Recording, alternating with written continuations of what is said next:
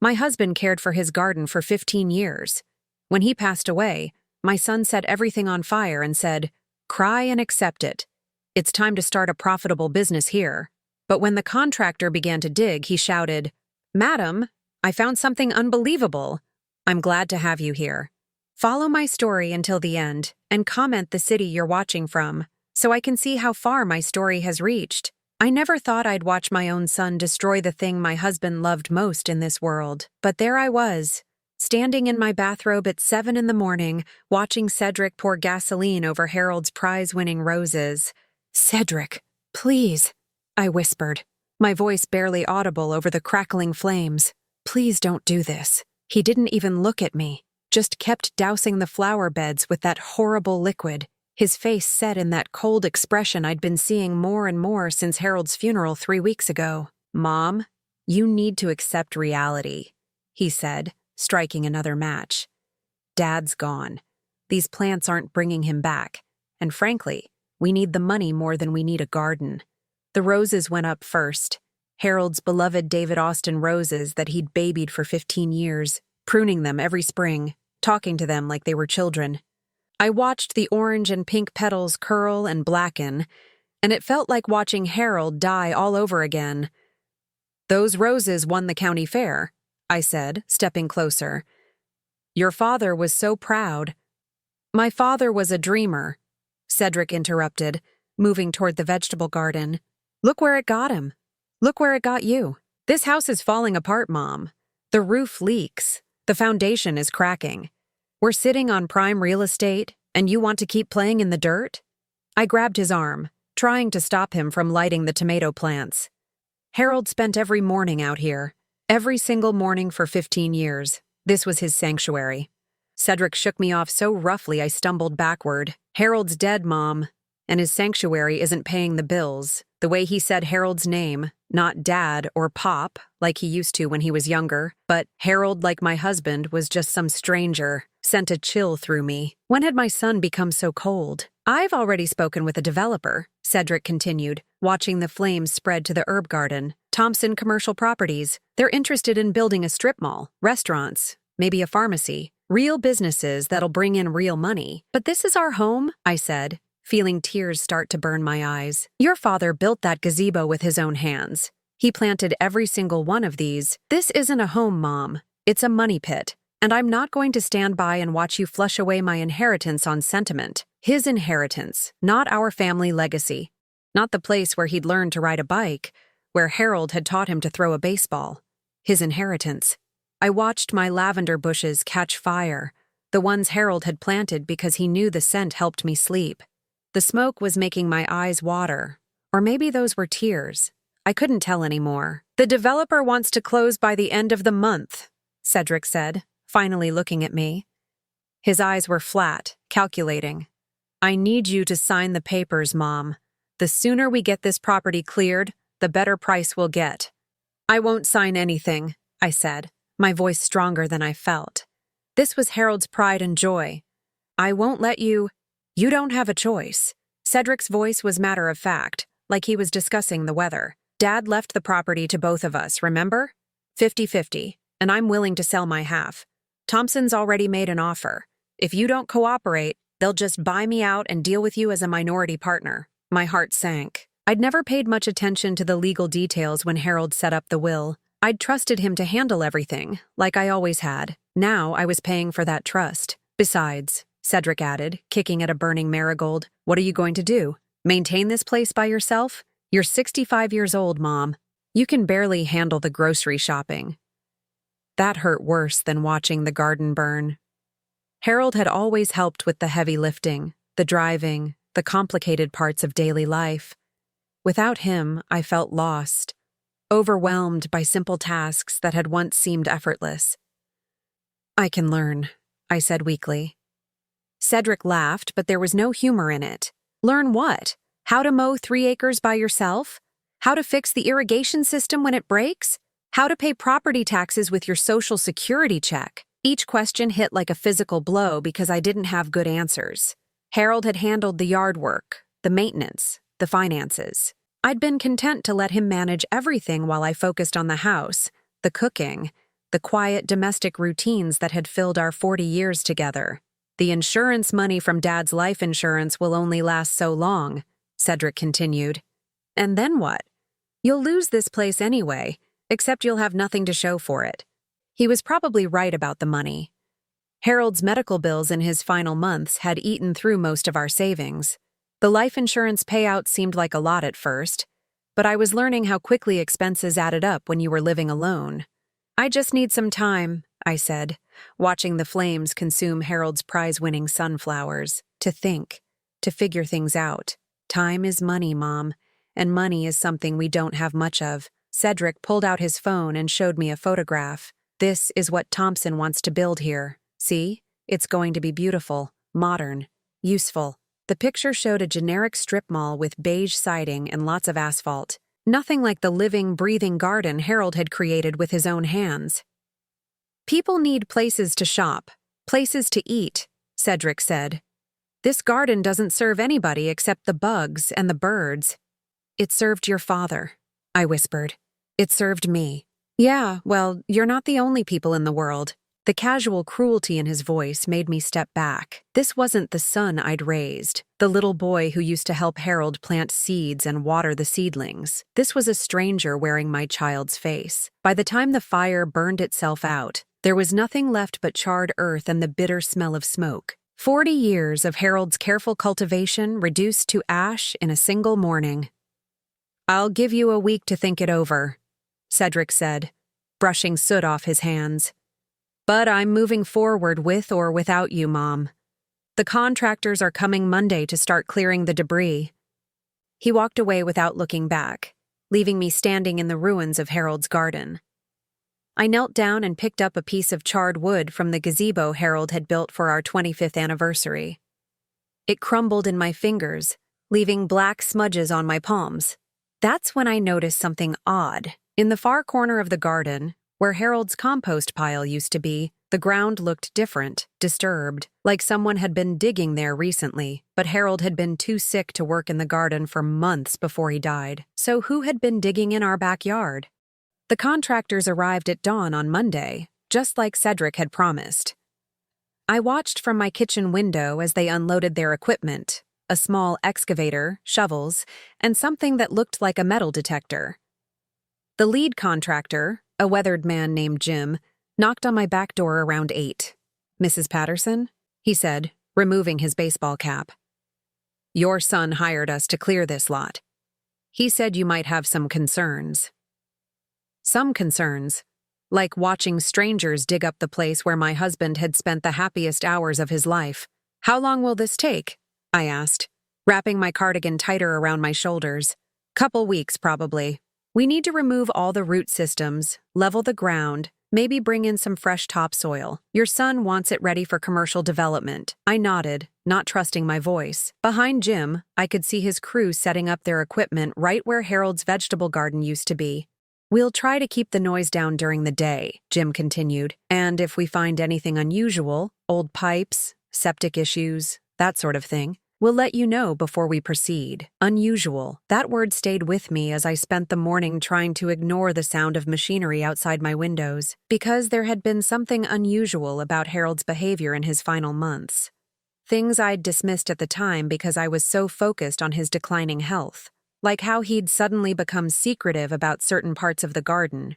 For years, Harold had loved showing off his plants to anyone who would listen. Neighbors, delivery drivers, even telemarketers who called during his gardening hours would get a full tour if they showed the slightest interest. But in the last 6 months of his life, he'd become protective, almost possessive about specific areas. The compost corner, for instance. Harold had always maintained a neat compost pile near the back fence, turning kitchen scraps and yard waste into rich soil. But last spring, he'd started working back there alone. Late at night when he thought I was asleep, I'd catch glimpses of him through the bedroom window, hunched over with a flashlight, digging in that same spot over and over. When I'd asked about it, he'd just smiled that tired smile he wore so often near the end, and said he was working on a special project for after he was gone. I'd assumed he meant planting something that would bloom in my memory of him. Harold was sentimental that way. But now, watching the excavator tear through that exact spot, I wondered if there had been more to his midnight gardening than I'd understood. Around noon, Cedric showed up with coffee and sandwiches for the work crew. He barely acknowledged me, but I heard him talking to Jim about timeline and costs. "The sooner you can get this cleared, the better," Cedric was saying. "Thompson Properties wants to break ground in 30 days. 30 days. Harold had been dead for less than a month, and Cedric was already erasing every trace of him. "Should be doable," Jim replied. "Though I have to say, this is some of the richest soil I've ever seen." "Your dad really knew what he was doing out here." "Yeah, well, rich soil doesn't pay the bills," Cedric said, echoing the same cold pragmatism he'd shown when he burned the garden. I went back inside, unable to watch anymore, but around 3 in the afternoon, I heard Jim calling my name from the backyard. When I looked out, he was standing near the excavator with a puzzled expression. "Mrs. Patterson, could you come out here for a minute?" I found him holding a small metal box, about the size of a shoebox but heavier. It was dirty but looked relatively new, with a simple latch closure. "We found this about 3 feet down, right where that compost pile used to be," Jim explained. "Looks like someone buried it there pretty recently. The soil around it was definitely disturbed." My hands were shaking as I took the box. It had weight to it, like there was something substantial inside. "Should we keep digging in that area?" Jim asked. "Or do you want to check with your son first?" "No," I said quickly. "Don't mention this to Cedric. Not yet." Jim raised an eyebrow but nodded.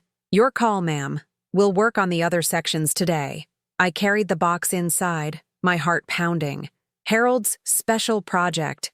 This had to be what he'd been working on during those late-night sessions in the garden. I set it on the kitchen table and stared at it for nearly an hour before I found the courage to open it. Inside, wrapped in plastic bags to protect them from moisture, were dozens of documents. Bank statements, legal papers, photographs, and a letter addressed to me in Harold's careful handwriting. "My dearest Dolores," it began. "If you're reading this, then I'm gone, and I pray you found this before anyone else did. I've discovered some things about Cedric that I didn't have the heart to tell you while I was alive, but you need to know the truth about our son." My hands were trembling so badly I could barely hold the letter steady. Harold's writing was shakier than usual, clearly written during his illness, but every word was deliberate. "I've been watching our bank accounts more carefully since I got sick, and I've noticed some irregularities. Money disappearing in small amounts, always when you were out running errands or at your book club. At first, I thought it was just confusion on my part. You know how the medications made my thinking fuzzy sometimes. I remembered those medications, the way they made Harold drowsy and forgetful. I'd taken over more of the daily responsibilities because he seemed so overwhelmed by simple tasks. But I started keeping better records, and the pattern became clear. Cedric has been taking money from our joint checking account. Small amounts, $50 here, $100 there. But it adds up to nearly $8,000 over the past 2 years. $8,000. I felt sick. No wonder our finances had been tighter than usual. I'd blamed Harold's medical expenses, the rising cost of groceries, the general strain of living on a fixed income. "I confronted him about it 3 weeks ago," the letter continued. "He didn't deny it. He said he was just borrowing what would be his inheritance anyway, and that we wouldn't miss such small amounts. He seemed to think he was entitled to our money simply because we're his parents." I could picture that conversation, could imagine Cedric's casual arrogance, his assumption that our resources belonged to him. But what really worried me, Dolores, was his attitude when I told him I wanted the money back. He became angry, almost threatening.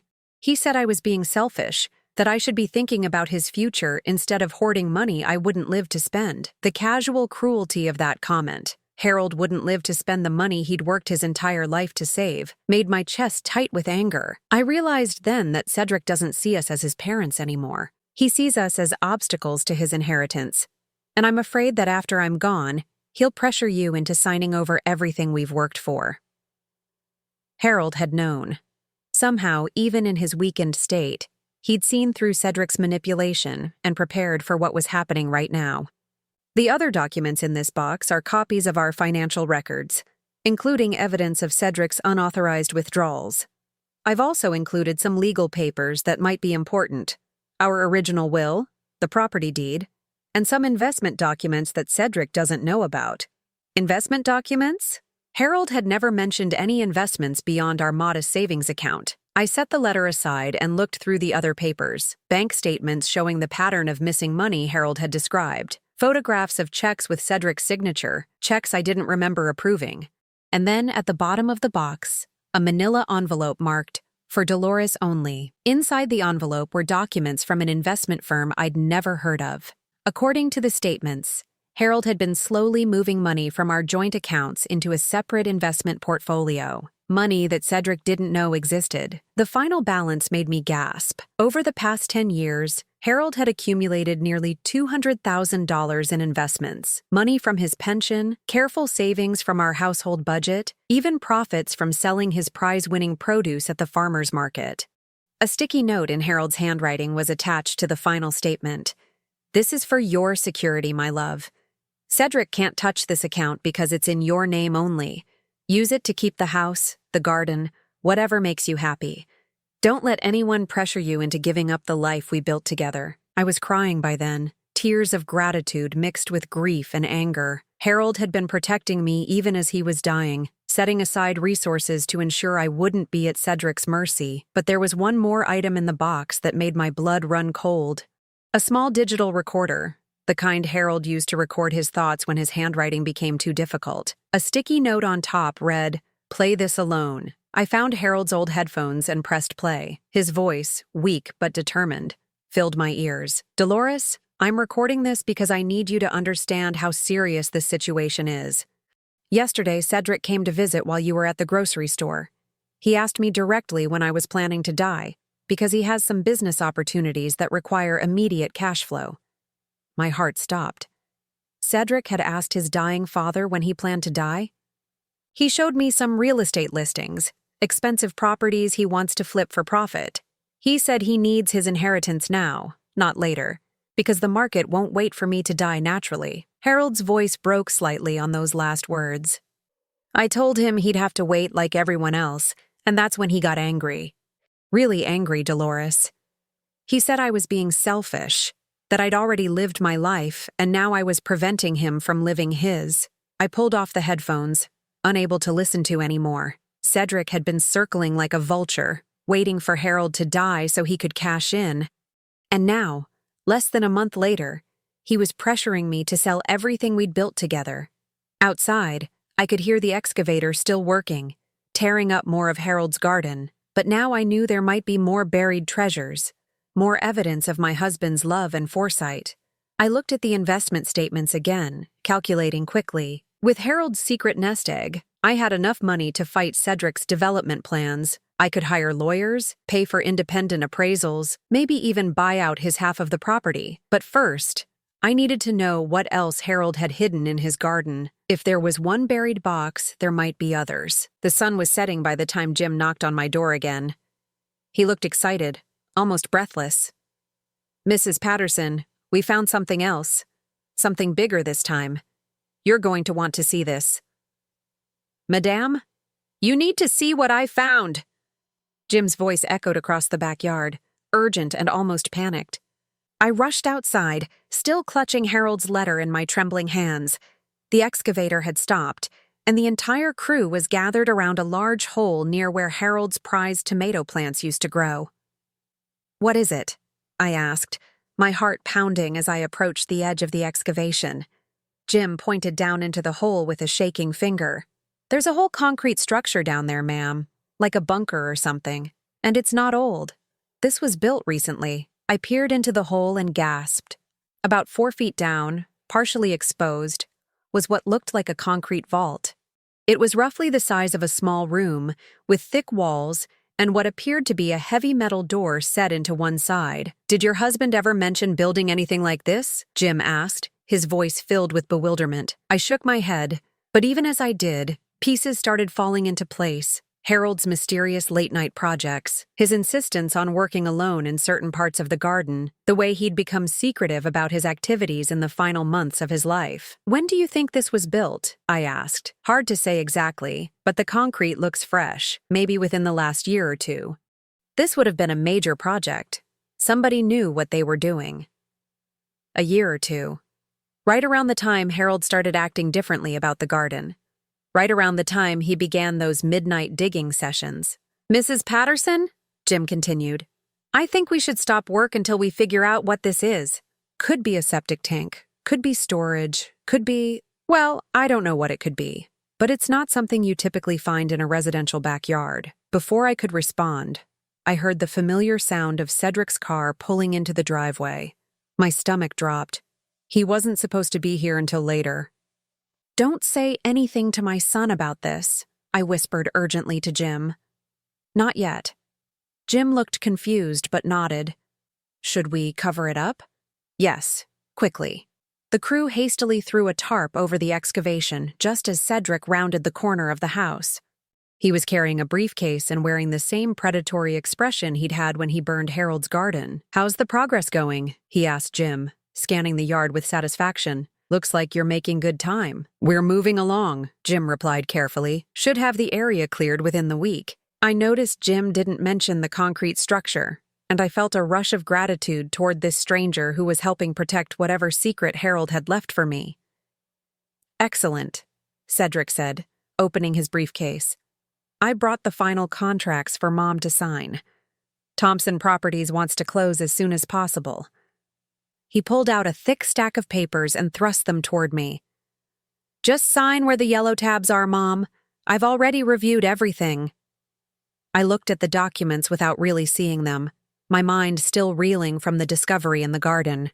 Harold had built something substantial, something he'd kept secret from everyone, including me. "I need time to read through these," I said, not taking the papers. Cedric's jaw tightened. "There's nothing to read, Mom. It's a standard real estate contract. You're selling your half of the property to Thompson Properties for fair market value." "What exactly is fair market value?" I asked. $200,000 for your half. It's a generous offer considering the condition of the land. $200,000. The same amount Harold had secretly invested for my security. The coincidence seemed too perfect to be accidental. "I'd like to get an independent appraisal," I said. Cedric's eyes flashed with anger. "An independent appraisal will just delay everything and cost us money.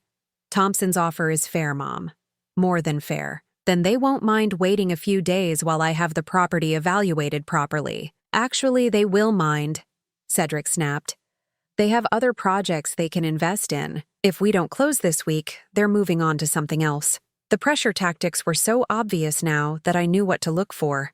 Create urgency. Limit options. Make me feel like I had to decide immediately or lose everything. Harold had warned me about this in his letter. "I'm not signing anything today," I said firmly. Cedric's face went red. "Mom, you're being ridiculous. This is the best offer we're going to get for this property. If you wait, we might not get anything at all. Then we wait." He stared at me for a long moment, clearly trying to control his temper in front of the contractors. Finally, he forced a smile that didn't reach his eyes. "Fine, but I'm not going to let you sabotage this deal because you're having some kind of emotional breakdown over Dad's garden." Emotional breakdown. The dismissive way he said it made my blood boil, but I kept my voice steady. "I'm not having a breakdown, Cedric. I'm being careful." "Careful about what?" "It's just land, Mom. Dirt and weeds." Just dirt and weeds. He really had no idea what Harold had created here, what it had meant to both of us.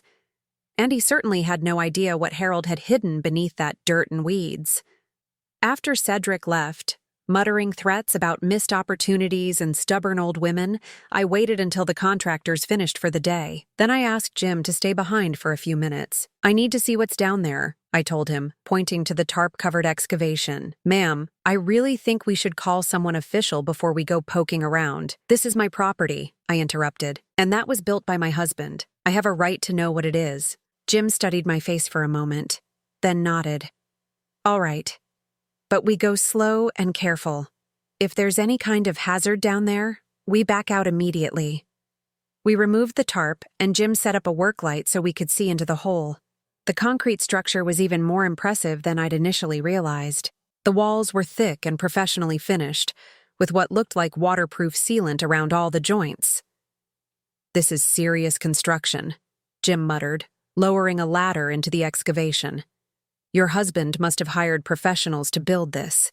But as I thought about it, I realized Harold probably hadn't hired anyone. He'd been a general contractor before he retired, skilled at all kinds of construction work, and he'd have wanted to keep this project completely secret. Jim went down first, testing the stability of the structure and checking for any obvious dangers. When he called up that it seemed safe, I climbed down the ladder with my heart pounding. The underground room was larger than it had appeared from above, probably 10 feet by 12 feet, with a ceiling high enough for me to stand upright. The walls were lined with metal shelving, and in the center of the room was a large, heavy-duty safe. But it was what was on the shelves that made me gasp. Dozens of storage containers, each one carefully labeled in Harold's handwriting. Financial records 2018 to 2022. Insurance documents, property deeds, investment records, Portfolio 2. Portfolio 2. That meant there were even more investments than the ones I'd found in the buried box. "Mrs. Patterson," Jim said quietly,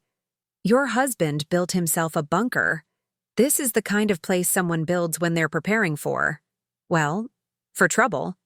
I opened one of the containers labeled Cedric Evidence File and found it filled with photographs, bank statements, and what looked like legal documents. My hands were shaking as I pulled out the first few items. Photos of checks made out to cash and signed by me, except I'd never signed any of these checks. Bank statements showing withdrawals I'd never authorized, credit applications in my name for accounts I'd never opened. "Oh my God," I whispered. The evidence was overwhelming. Cedric hadn't just been stealing small amounts from our checking account, as Harold's letter had described. He'd been systematically defrauding us for years, forging my signature, opening credit lines in my name, even taking out a second mortgage on the house without my knowledge. "Ma'am, are you all right?" Jim asked, seeing my distress. I couldn't answer.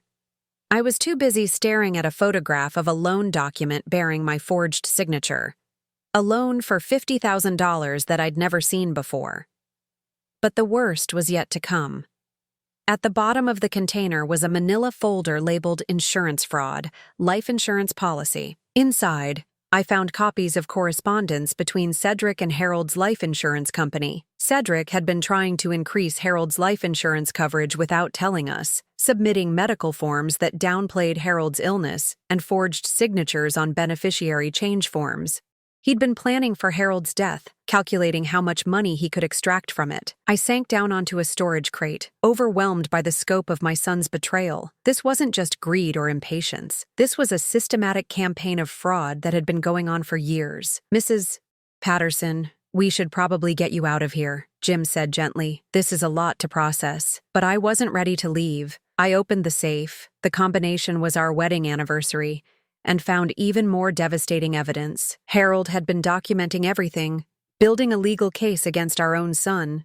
The safe contained original documents that Cedric thought had been destroyed, backup copies of financial records showing the true state of our assets, and detailed notes in Harold's handwriting about each fraudulent transaction he'd discovered.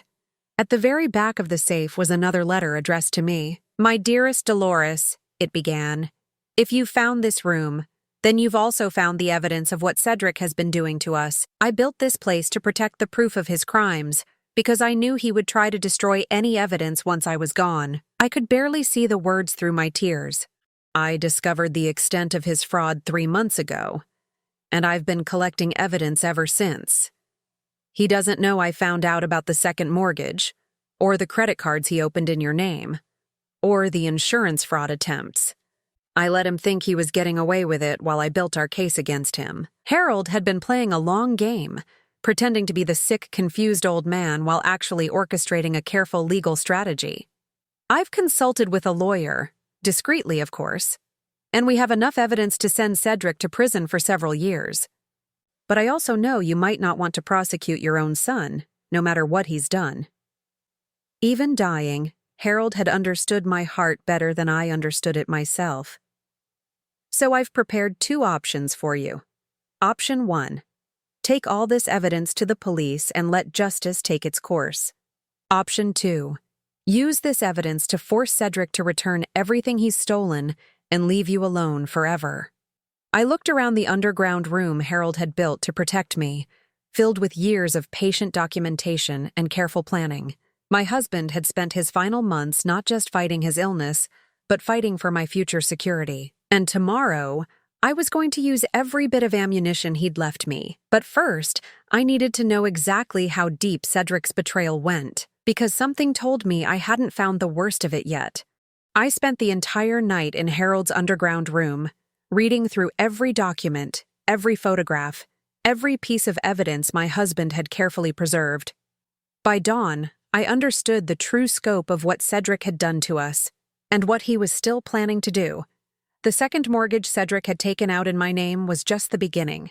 Over the past 3 years, he'd systematically stolen nearly $100,000 from us through forged checks, fraudulent credit applications, and unauthorized loans, but the most chilling discovery was a folder labeled Future Plans. Inside, I found Cedric's handwritten notes about his strategy for handling me after Harold's death.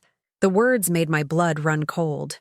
"Mom won't last long on her own," one note read. "Probably develop dementia or other health issues within 2 to 3 years. Need to establish pattern of mental incompetence for guardianship proceedings." Guardianship proceedings. He'd been planning to have me declared mentally incompetent so he could control all my assets. Another note detailed his timeline. Sell property immediately after Dad dies. Move Mom to assisted living facility, cheapest option possible. Liquidate all remaining assets. Should net approximately $500–700K total. He'd calculated the value of my life, my independence, my dignity, and reduced it to a dollar amount in his notebook. But Harold had been watching. Harold had known. The evidence folders contained recorded phone conversations. Apparently, Harold had been recording Cedric's visits during his final months. I put on the headphones and listened to my son's voice, cold and calculating, as he discussed his plans for my future. "She can't handle the property maintenance anyway," Cedric's voice said through the static. "And frankly, Dad, she's already showing signs of confusion. Sometimes she forgets where she put things, or she'll ask me the same question twice. It's probably early dementia." Harold's voice, weak but firm. "Your mother is grieving and stressed, not confused. There's nothing wrong with her mind." "Well, that's your opinion. But when you're gone, I'll be the one who has to deal with her decline. And I think a nice facility would be the safest option for everyone." A facility. Like I was a problem to be warehoused, not a person with feelings and preferences. The recording continued with Cedric pressuring Harold to sign papers giving Cedric power of attorney over both our finances. Harold had refused, but I could hear the exhaustion in his voice, the toll this conflict was taking on him during his final weeks. "You're being stubborn, Dad. I'm trying to help you plan for Mom's future, and you're making this harder than it needs to be." "I've already planned for your mother's future," Harold had replied. "And it doesn't involve you controlling her money or her life." That's when I heard Cedric's mask slip completely. "Fine, but when you're dead and she's wandering around that house talking to herself, don't expect me to clean up your mess. I'll do what needs to be done with or without your permission." The threat was clear. Once Harold was gone, Cedric planned to take control of everything, regardless of what I wanted. I pulled off the headphones, shaking with rage and heartbreak. This was my son, the baby I'd nursed through countless childhood illnesses, the boy I'd cheered for at Little League games, the young man I'd been so proud to see graduate college and start his own business. When had he become this monster? But I didn't have time to mourn the son I'd lost, because the current situation required all my attention. According to the timeline in Cedric's notes, he expected to have me out of the house and into managed care within 6 months of Harold's death. We were already a month in. I climbed out of the underground room as the sun was rising, carrying one of Harold's evidence folders. Jim arrived shortly after, looking concerned when he saw my red-rimmed eyes and exhausted appearance. "Mrs. Patterson, did you stay out here all night?" "I needed to understand what my husband left for me," I said simply. Before Jim could respond, we heard Cedric's car in the driveway again, but this time he wasn't alone. I recognized the woman who got out of the passenger seat, Janet Morrison, a local real estate agent known for her aggressive sales tactics. "Good morning, Mom," Cedric said, his voice artificially cheerful. "I brought Janet to help us finalize the property sale." Janet smiled at me with the kind of practiced sympathy reserved for elderly people who needed to be managed rather than consulted. "Mrs. Patterson, I'm so sorry for your loss," she said. "Cedric tells me you're ready to move forward with selling the property. That's very wise. Maintaining a large property at your age can be quite overwhelming." At your age, the condescending phrase made my jaw clench. "I haven't decided to sell anything yet," I said firmly. Janet's smile flickered. "Oh, but Cedric said you'd already agreed to the Thompson Properties offer. I have all the paperwork right here, ready for your signature." She pulled out another stack of contracts, slightly different from the ones Cedric had shown me yesterday. "What's different about these papers?" I asked. "Just some minor clarifications," Cedric said quickly. "Nothing important." But I'd learned not to trust anything Cedric called minor. I took the contracts and started reading them carefully, ignoring Janet's impatient sighing and Cedric's increasingly irritated fidgeting. The differences weren't minor at all. These new contracts included clauses giving Cedric power of attorney over my finances, authorization for him to make decisions about my care and living arrangements, and language that suggested I was mentally incompetent to handle my own affairs. "This says you have the authority to determine where I live," I said, looking up at Cedric. "It's just a precaution, Mom. In case your health declines and you need help making decisions." "My health is fine. For now," Cedric said. "But you're not getting any younger. And honestly, you've seemed a bit confused lately. Forgetful." Janet nodded sympathetically. "It's very common at your age, Mrs. Patterson. My own mother went through the same thing. Sometimes the kindest thing we can do for our elderly parents is help them make practical decisions before their judgment becomes compromised. They were setting up the narrative Harold had warned me about, establishing a pattern of supposed mental decline to justify taking control of my life. "I'm not signing these," I said, setting the papers down.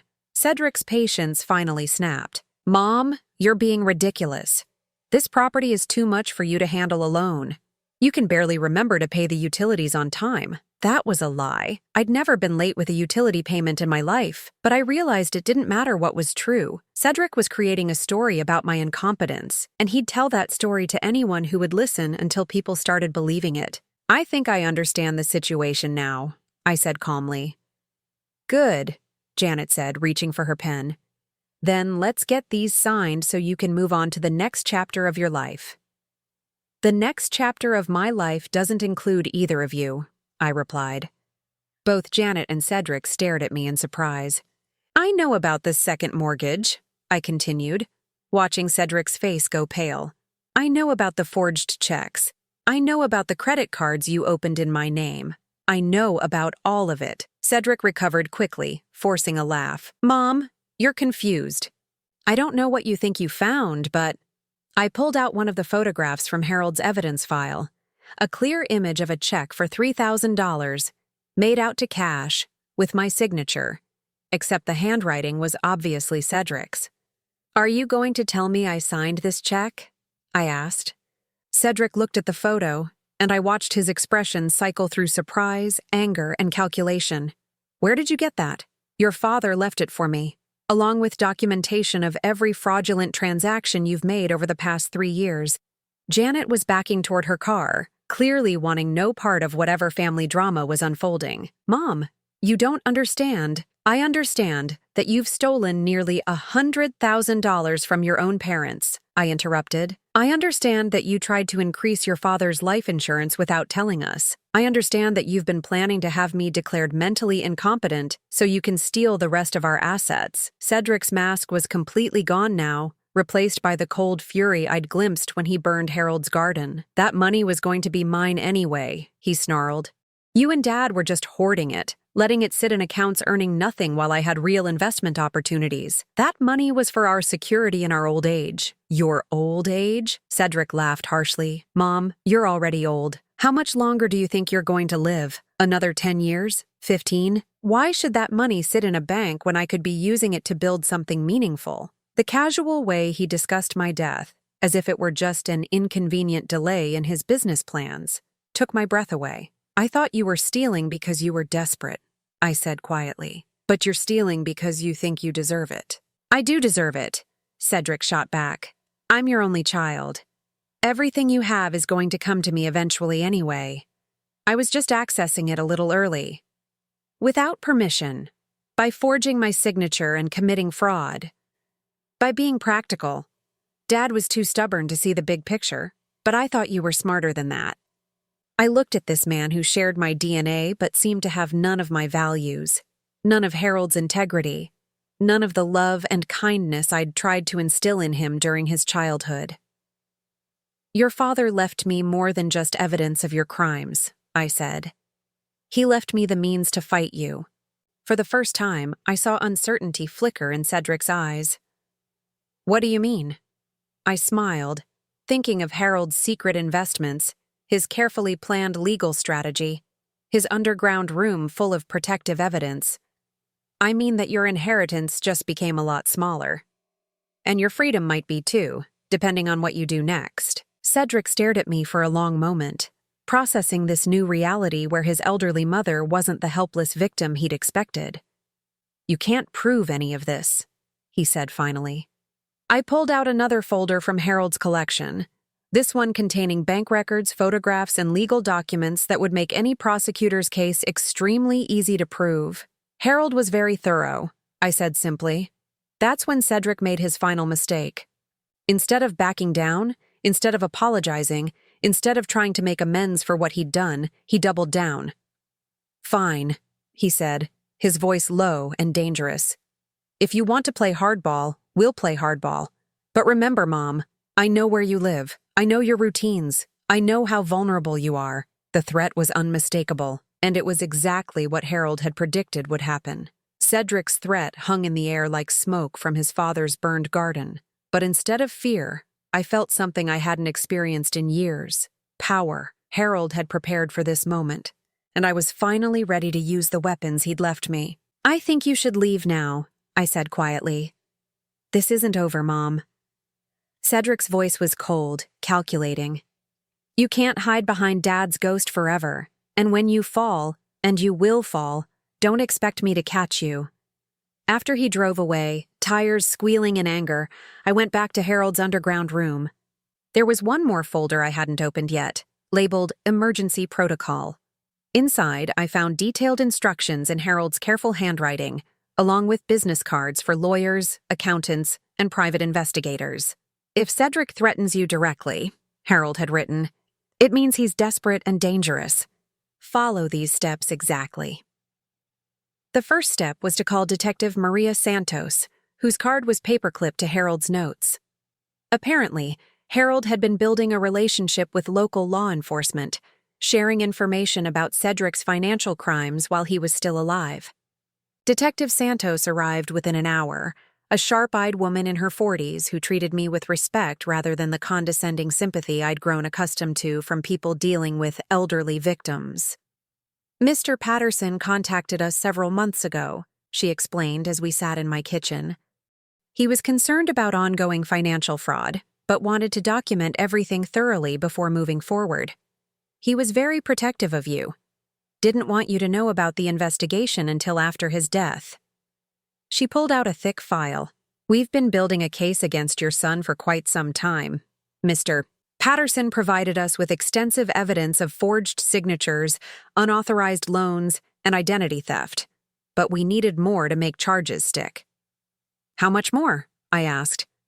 We needed proof that he was continuing the fraud after your husband's death, and we needed evidence that he was attempting to gain fraudulent control over your assets. I thought about the contracts Cedric had brought that morning, the ones giving him power of attorney based on false claims about my mental competence. Would those contracts be enough? I asked, pulling them from the folder where I'd stored them. Detective Santos examined the documents, her eyebrows rising. These are definitely fraudulent, claiming you're mentally incompetent without a medical evaluation, attempting to establish guardianship without court proceedings. Yes, this gives us what we need. What happens next? Well, that depends on what you want to happen. We can arrest your son immediately, or... She paused, studying my face. Mr. Patterson mentioned that you might prefer a different approach. I thought about Harold's two options: criminal prosecution or private justice. Both had their appeal, but I knew which one Harold would have chosen if he were in my position. What would the different approach look like? Detective Santos smiled. Your husband was a very clever man, Mrs. Patterson. He set up what we call a honeypot, a trap designed to catch your son in the act of committing additional crimes while we document everything. She opened her file and showed me surveillance photos of Cedric entering my bank, Cedric meeting with real estate agents, Cedric at various offices around town. We've been following him since your husband's death, she explained. He's been trying to access accounts that don't belong to him, forge additional documents, and establish legal grounds for taking control of your finances. Every move he makes digs him deeper into criminal liability. But why haven't you arrested him yet? Because Mr. Patterson wanted to make sure you were protected first. He was worried that if we arrested Cedric immediately, your son might have hidden assets or co-conspirators we hadn't discovered yet. This way, we catch everyone involved and recover every stolen dollar. I felt a surge of gratitude toward Harold's careful planning. Even in death, he was still protecting me, still thinking 3 steps ahead. There's something else, Detective Santos continued. Mr. Patterson set up a legal trust that we've been monitoring. Every time your son tries to access accounts or forge documents, he's actually triggering automatic notifications to our department and to his lawyer. His lawyer? The trust includes provisions for asset recovery and criminal restitution. If your son is convicted of financial crimes against you, the trust automatically seizes any assets he's purchased with stolen money. His house, his car, his business accounts, everything goes back to you. Harold hadn't just been collecting evidence. He'd been building a financial snare that would recover every penny Cedric had stolen, with interest. How long have you been watching him? I asked. 3 months. And in that time, he's committed enough additional crimes to face serious federal charges.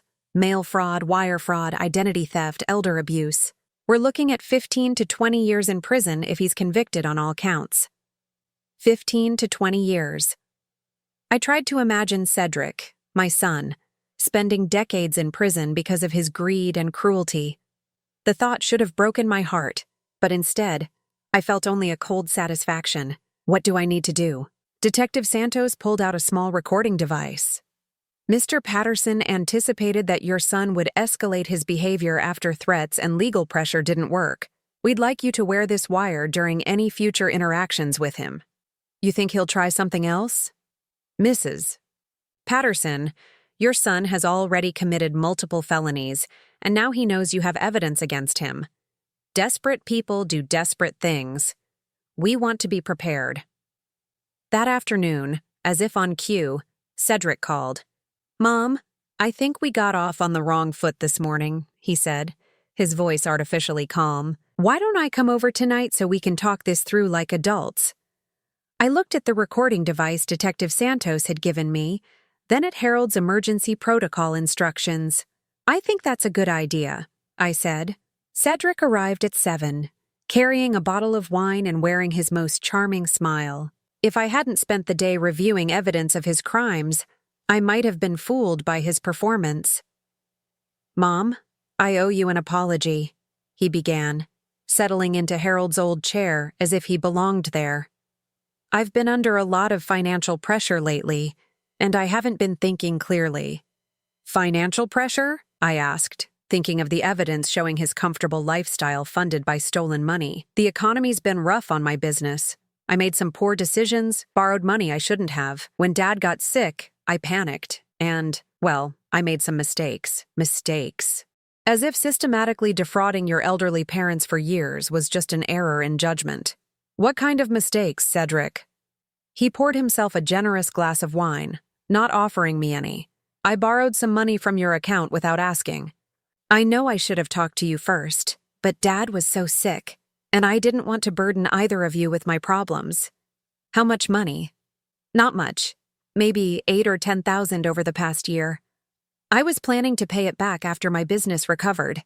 8 or 10,000. The actual amount was closer to 100,000, and we both knew it.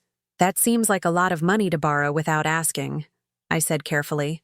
Cedric's smile tightened almost imperceptibly. Well, it's not like you and Dad were using it for anything important. It was just sitting in the bank earning nothing. It was our retirement savings. Mom, let's be realistic. How much retirement do you have left? You're 65 years old. Dad's gone. You don't need a huge nest egg anymore. The casual cruelty of his words, the suggestion that I was too old to deserve financial security, made my blood boil. But I kept my voice steady. So you think it was okay to take our money without permission?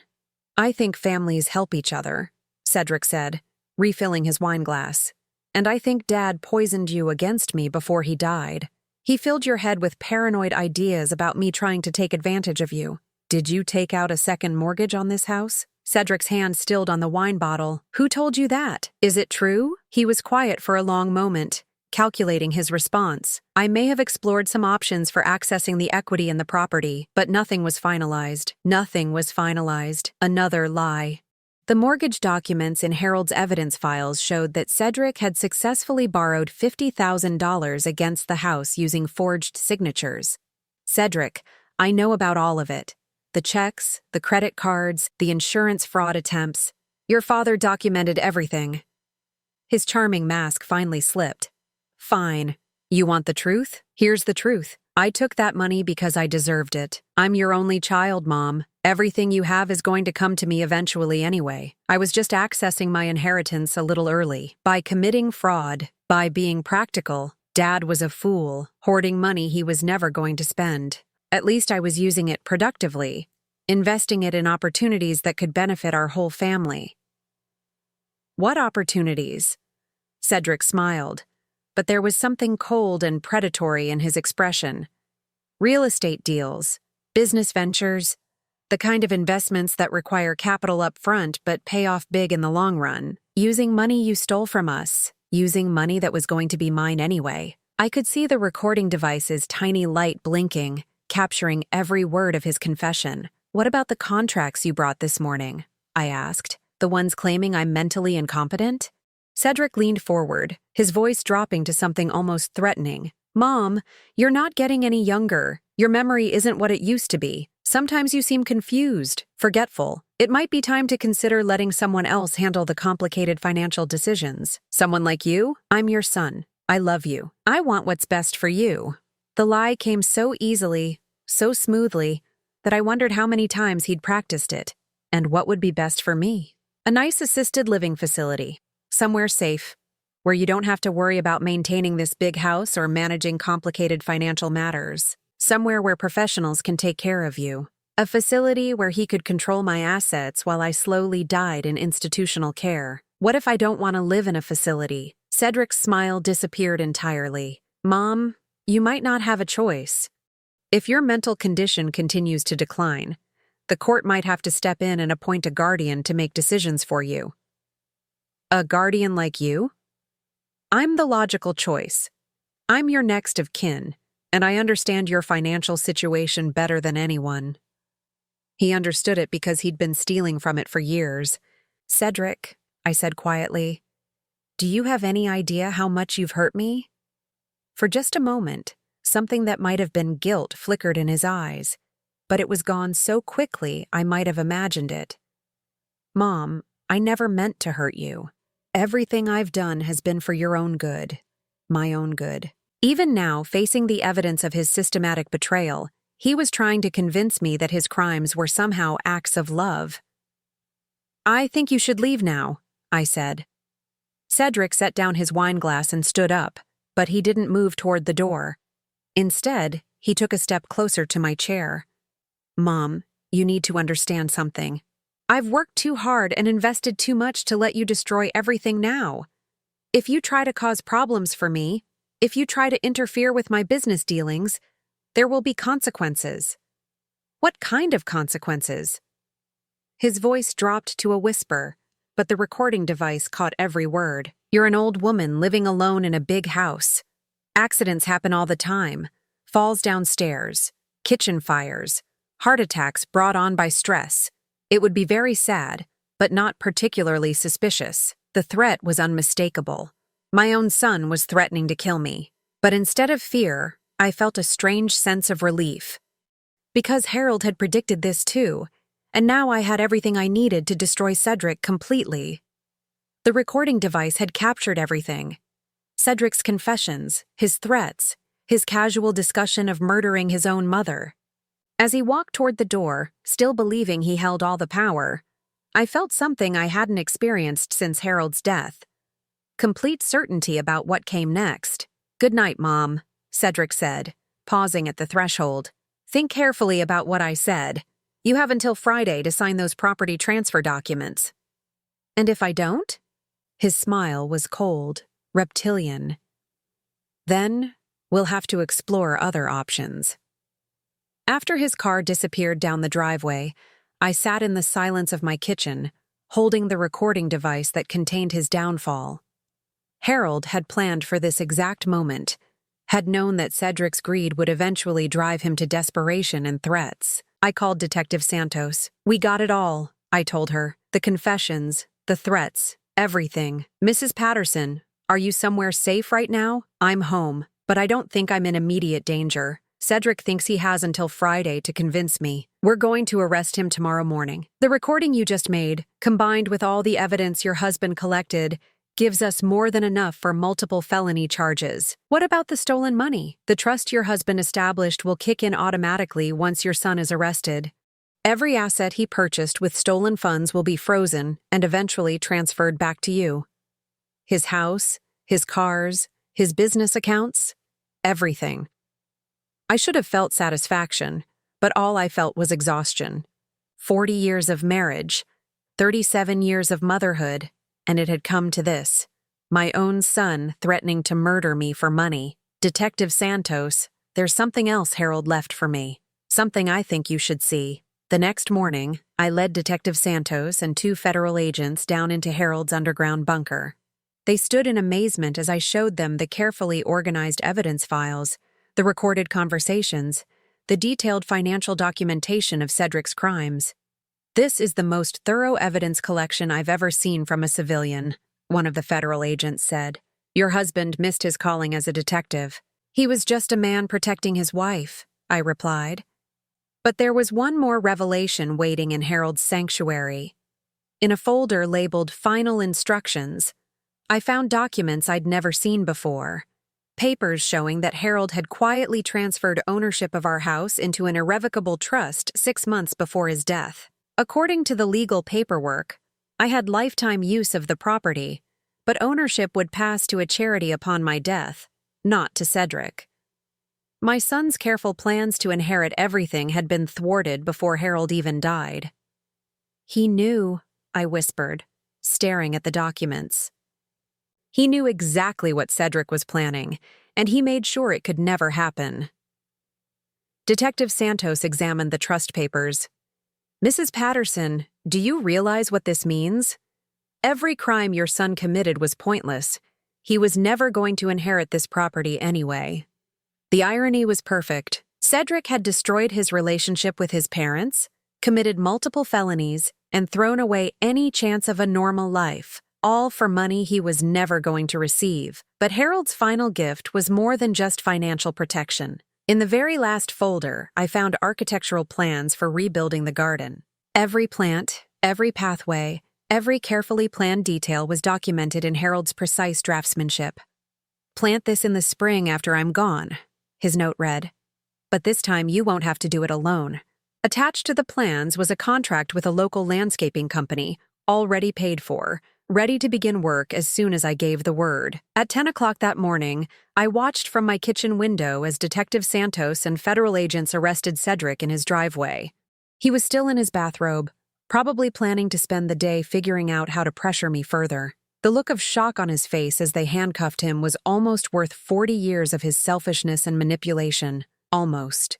His wife, Sarah, a woman I'd barely gotten to know because Cedric never brought her around unless he needed something, came running out of the house in tears. She looked genuinely surprised, which made me wonder how much she'd known about her husband's crimes. I never spoke to Cedric again.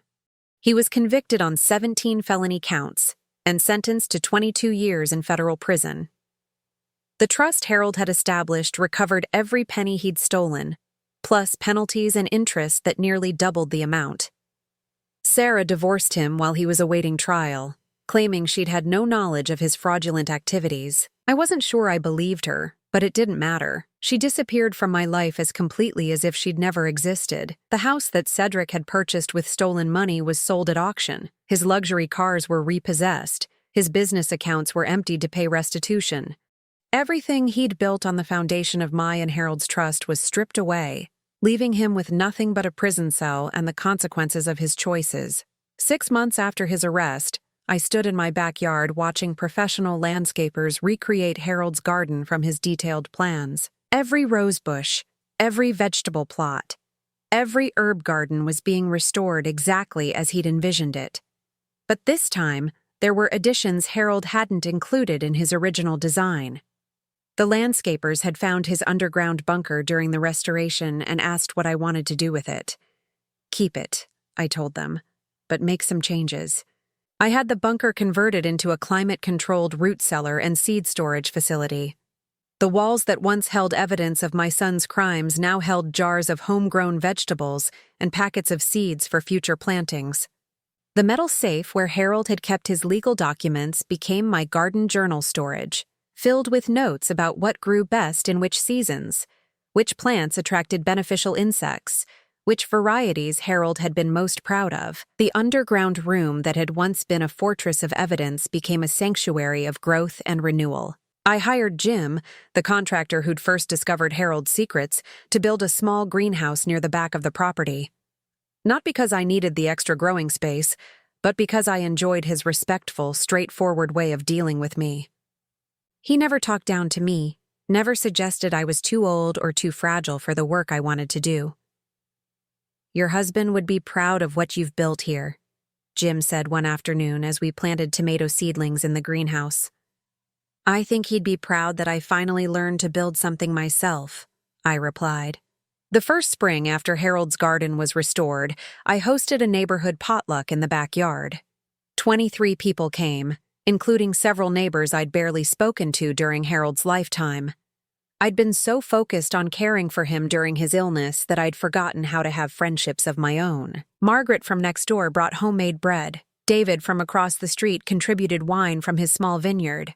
Helen, the widow who lived at the corner, arrived with a casserole and stayed until midnight, helping me clean up and sharing stories about her own late husband. "It's nice to see this garden full of life again," Margaret said as we watched children from the neighborhood play hide-and-seek among the flower beds. "Harold always intended it to be shared," I replied. "I just forgot that for a while." That night, as I sat on the rebuilt gazebo looking out over Harold's restored garden, I felt something I hadn't experienced since before his illness: complete peace. Not just the absence of conflict, but the presence of genuine contentment. I thought about Cedric, alone in his prison cell, probably still convinced that he'd been wronged somehow. I wondered if he'd ever understand what he'd lost. Not just money or property, but the love of parents who would have given him anything if he'd simply asked instead of stealing. But mostly, I thought about Harold's final gift to me, not the money he'd protected, or the evidence he'd gathered, or even the garden he'd planned for my future. His greatest gift was teaching me that I was stronger than I'd ever imagined. At 65, I'd learned to manage my own finances, maintain my own property, and build my own friendships. I'd discovered that I didn't need anyone to take care of me. I could take care of myself. And when the time came to plant Harold's memorial garden the following spring, I didn't need to hire it done. I planted every seed, every bulb, every seedling with my own hands. The garden grew more beautiful each year, but it was no longer Harold's garden. It was ours, mine and his together, a collaboration between the living and the remembered, between the past we'd shared and the future I was building for myself. 5 years later, when real estate developers approached me about selling the property for commercial development, I smiled and politely declined. The garden Harold and I had created wasn't just a place of beauty, it was a testament to the power of love, patience, and careful planning. It was proof that some things are worth more than money, and some legacies can't be stolen or sold or destroyed by people who mistake price for value. It was home, in the deepest and truest sense of the word, and unlike my son, it was mine to keep forever. Now I'm curious about you who listened to my story. What would you do if you were in my place? Have you ever been through something similar? Comment below. And meanwhile, I'm leaving on the final screen 2 other stories that are channel favorites, and they will definitely surprise you. Thank you for watching until here.